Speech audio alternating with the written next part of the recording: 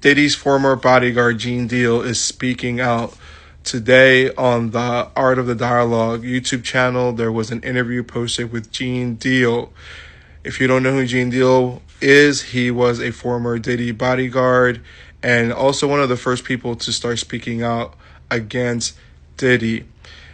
He mentions that he was in talks with 50 Cent about the documentary, but he was just simply omitted from participating in the documentary, considering how much he knows and considering that he was one of the first people to come out and talk against Diddy. It does look a little bit suspicious to a lot of fans that Gene wouldn't be a part of the documentary. The YouTube comments were actually joking around and saying if Gene was a part of it, it would have been a 100-part series. Nonetheless, from a journalistic perspective, it does kind of brings up a lot of questions like why is the documentary omitting certain stories and points of views from people who were there.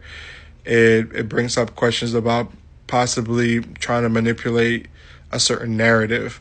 Now, my take on this is my take from the very beginning. When you really look at this documentary, 90% and 90+% of the documentary was just presenting basic information that we already knew as a public.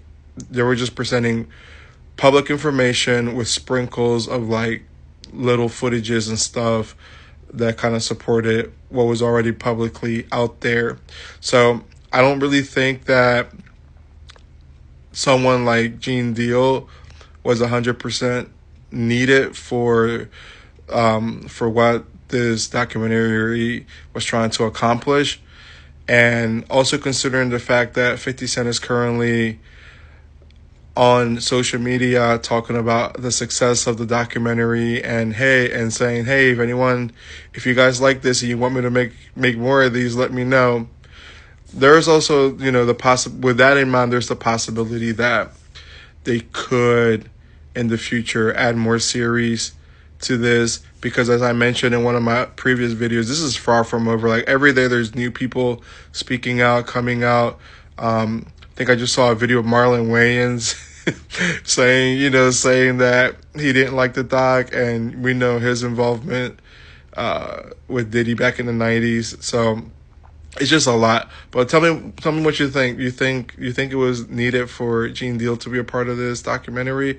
And do you think that possibly 50 will